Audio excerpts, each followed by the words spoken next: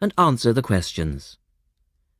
First, you have some time to look at questions 1 to 6.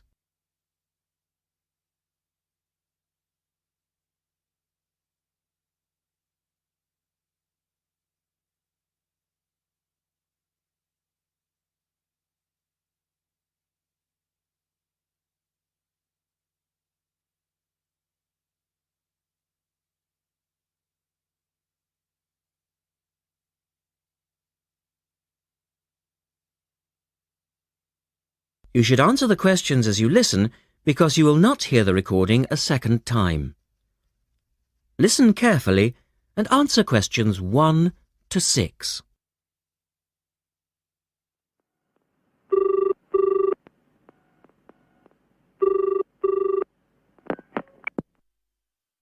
Thank you for calling Millennium Office Supplies. If you would like to place an order, please press 1. Your call has been placed in a queue. A customer service operator will be with you shortly.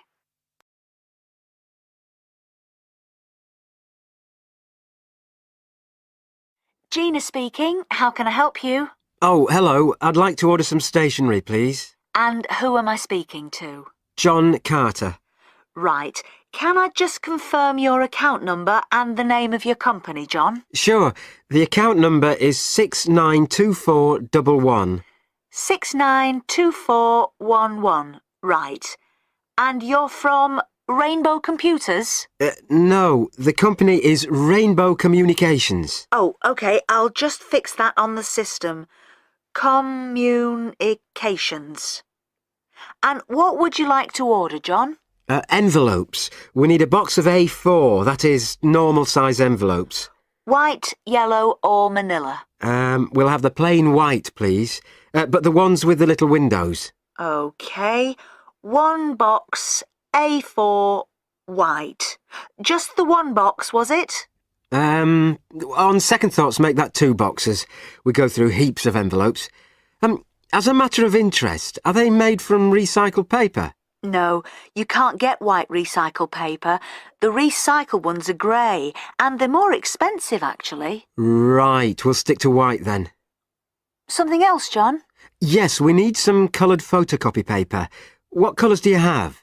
We've got purple, light blue, blue, light green, whatever you want, pretty much. There are 500 sheets to the pack. Right, let's see. We're going to need a lot of blue paper for our new price lists. So can you give us 10 packs, please? Make sure it's the light blue, though. 10 packs of the light blue. The woman asks the man if he needs anything else. To 10.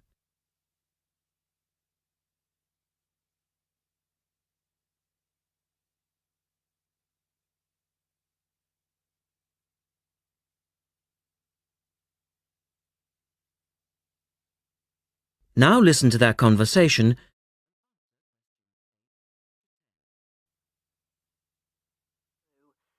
Anything else that we can help you with?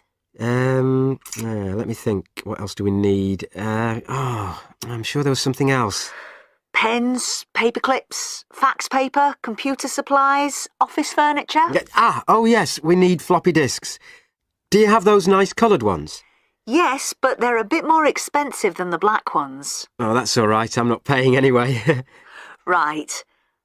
Floppy disks. And what about diaries for next year? We've got them in stock already, and it's a good idea to order early. No, I think we're all right for diaries. But something we do need is one of those big wall calendars. You know, one that shows the whole year at a glance. Do you stock those? We certainly do. OK, can you include a wall calendar then, with the other stuff? Just make sure it's got the whole year on the one side. Sure. And do you have a copy of our new catalogue? No, I don't, but could you send one? Yes, I'll pop one in with the order. You'll find it a lot easier to remember what you need if you have our catalogue in front of you next time. Yes, good idea. And when can you deliver this? Should be with you tomorrow morning. Can you make sure that it's not after 11:30 a.m? because I have to go out at 12. There's only myself here on Fridays. Fine. I'll make a note on the delivery docket that they should deliver before 11:30. Thanks very much. Thanks.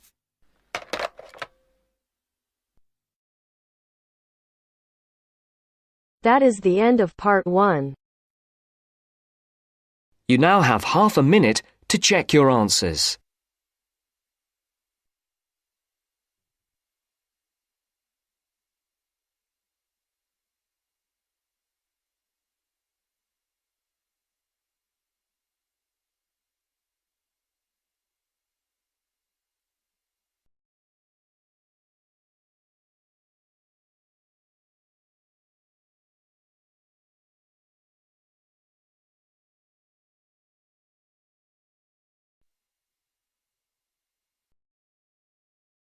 Now turns to part 2.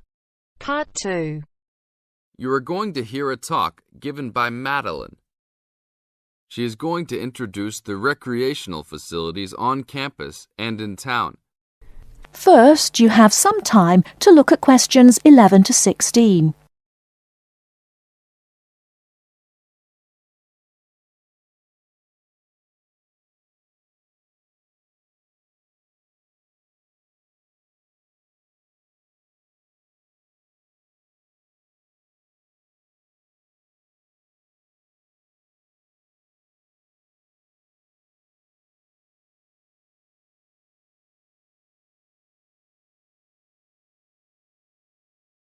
Now, listen carefully and answer questions 11 to 16.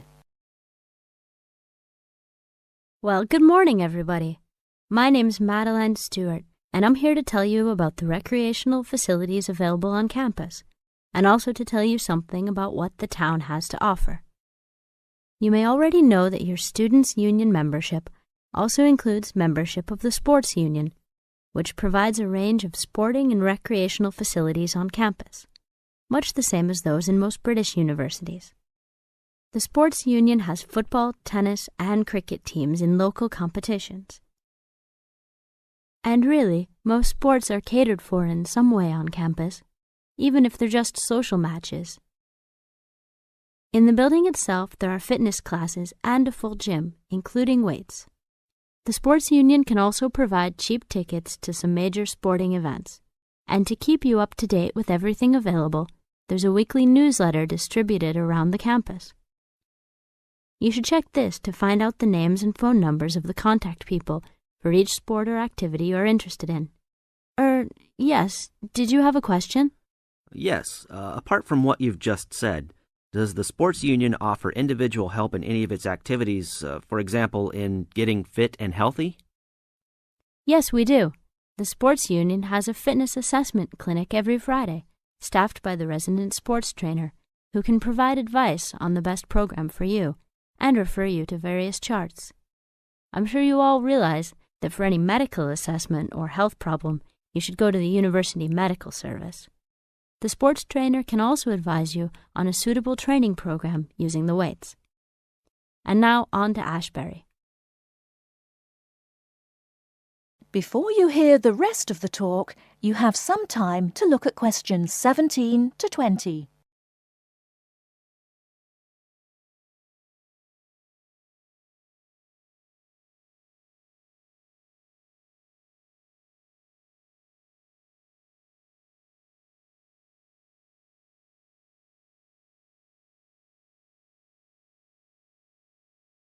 Now listen and answer questions 17 to 20.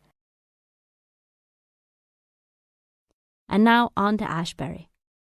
For a town of its size, Ashbury has some unusually good leisure and sporting facilities, most of which are near the center of town and easily reached by bus from this campus.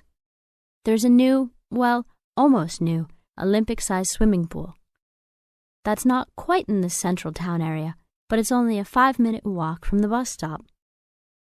Above the pool, there's a high-tech fitness center that any of you more serious fitness lovers would need to check out. Then, in the center of town, there's a sporting complex called the Anderson Center, which contains squash courts and facilities for a number of other indoor sports, such as basketball. And just around the corner from the Anderson Center, in the main street there, is an indoor bowling alley. All of these facilities are listed in the weekly newsletter, so I encourage you all to look through it and... That is the end of part 2. You now have half a minute to check your answers.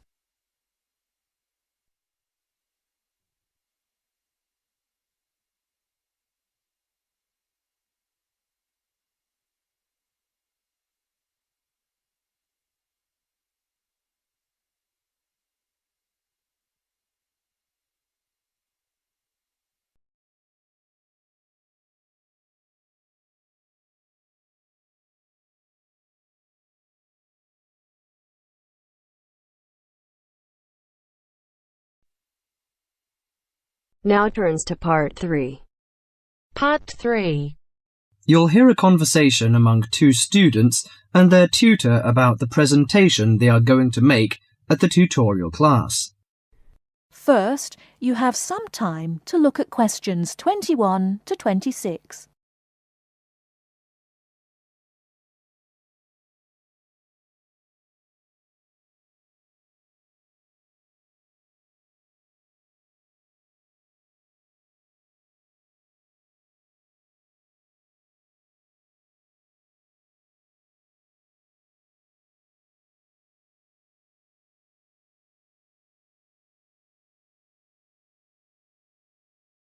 Now listen carefully and answer questions 21 to 26.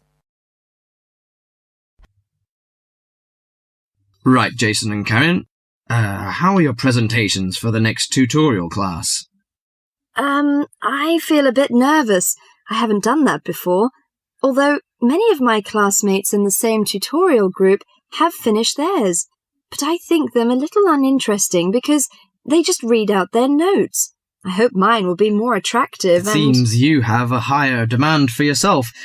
As for me, I have no sense of uneasiness because I made one last semester, but I feel no sense of satisfaction about it. It lacked strong arguments, I think. How much did you get for the last presentation, Jason? 83% actually, but my goal for the next one is over 87%. It's pretty good. What is your topic for this one? Strategies for reading. I feel my biggest problem is in the reading speed, rather than vocabulary, which is most students' problem, though. I am slow, especially in reading articles on my major courses. They are complex and dull. Have you found any effective methods? Well, I am not quite sure. I suppose to skim the books or articles is a good approach. Yes, by skimming the book first, you get the choicest parts. It saves a lot of time. You don't have to read every word of the passage, but you have to learn to read certain parts intensively. Yes, I include that in my presentation. There is one thing I'm not clear yet. Why don't we make presentations more related to our major? Once you learn to write clearly, read analytically, and listen to lectures effectively, you'll begin professional tutorials. That means you should start from the basics. Well, Karen, how is your presentation?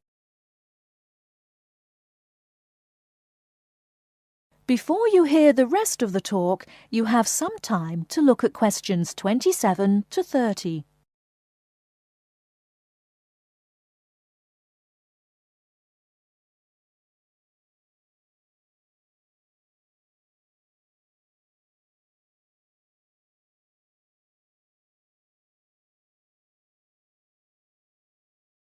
Now listen and answer questions 27 to 30. Oh, Karen, how is your presentation? I am still in a panic. I want to find some more interesting topics about writing, but I wonder what articles I can refer to, because there are so many of them. Did you get the list of the reading materials handed out last class? Yes, but there are over 20 on it. I have only a week to prepare, so I wonder if Okay, let me give you some suggestions. You needn't read them all because some of them deal with the same issue. The article by Holsworth is really worth reading. It covers the aspects of organising the thoughts and ideas. Okay, Holsworth. You should also read the article by Jackson, but just look at the part on research methodology, how they did it. Right, I'll read that one. You should also read the article by Fisher, but just look at the part on the writing plan.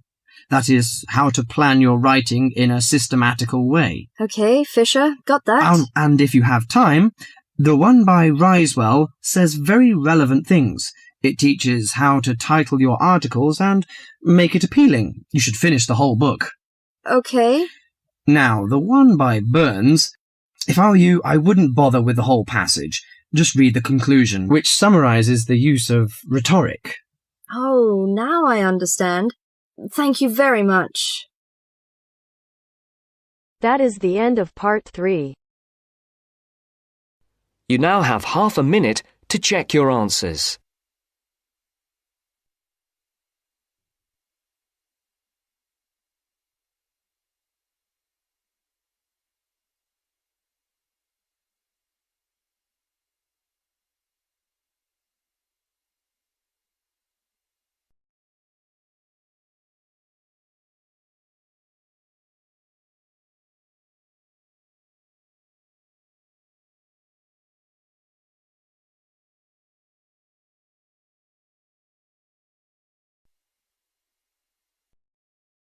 Now turns to part 4.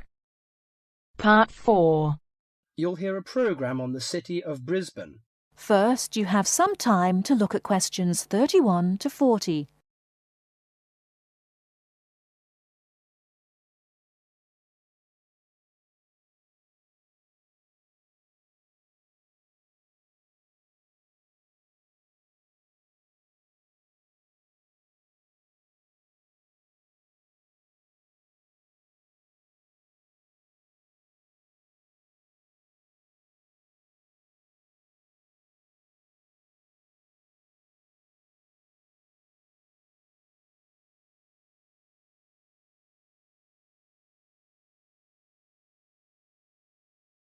Now listen carefully and answer questions 31 to 40.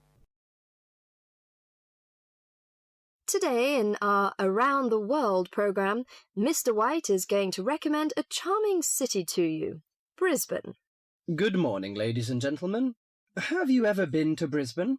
Well, if you are looking for a mild climate, a relaxed atmosphere, and a lot of culture, Brisbane might be the place for you. Its sunny cafes and offshore islands attract surfers and sun lovers, but it is also the arts capital of Queensland, with many museums and art galleries. This thriving artistic setting mixes well with Brisbane's beach town atmosphere. Together, these two qualities make Brisbane a very desirable place to live. No wonder since 1980 over 500,000 Australians have moved here. Brisbane is now Australia's third largest city. English settlers living in Australia established Brisbane in 1842. At that time, more than 100,000 Aboriginal Australians were living in Queensland. As the settlers discovered Queensland's resources, more and more of them moved in. Regretfully, the settlers drove the Aboriginal Australians from their lands. By 1859, Brisbane had grown into a prosperous city. In 1988, the world watched as Brisbane hosted the World Expo. This international fair showcased new technology, but it also showed off the city of Brisbane to the world. Brisbane also hosts a wide range of events year-round. In April, everyone can enjoy a few laughs at the Comedy Festival, and movie lovers will enjoy a film festival that takes place every August. For 2 weeks in September, there is an outdoor festival of the arts. In October, a music festival draws a large crowd. And in January, you can see Brisbane's most bizarre event. You may be surprised to hear that. The annual cockroach races. That's right, people really do train and race cockroaches. Brisbane's nice climate and compact design makes it easy to explore on foot. Follow the golden arrows in the footpath around the city centre. This will lead you on a tour of Brisbane's historical district. From the city centre, take a boat across the Brisbane River to South Bank. This area is popular for its bike paths, beach and weekend market. Hundreds of artists display their wares at this market. It's a great place to pick up some interesting handicrafts. Well, I think what you must be interested in is the unique native animals. Yes, you shouldn't visit Australia without seeing its trademark animals, the koala and kangaroo. The Lone Pine Koala Sanctuary has both. It is located just outside the city centre in beautiful parkland. You can hold one of the park's 130 koalas or feed the kangaroos. Another quiet refuge from the city is Mount Coot-tha, about 8 kilometres from Brisbane. On a clear day, it offers spectacular views of the city. It also has hiking trails and beautiful gardens. Along the Brisbane River, a sunset cruise is also very relaxing. The areas around Brisbane are impressive. A coastal drive south of Brisbane will take you along the Gold Coast. This famous coastline boasts some of Australia's best beaches. Stradbroke Island is another easy day trip from Brisbane. A cliff on the island called Point Lookout offers a great view. From there you can see dolphins swimming below. Brisbane Forest Park, to the north of Brisbane, is a great place for hiking and camping. These great getaways, along with Brisbane's own laid-back charm, make this city an ideal place to visit. That is the end of part 4.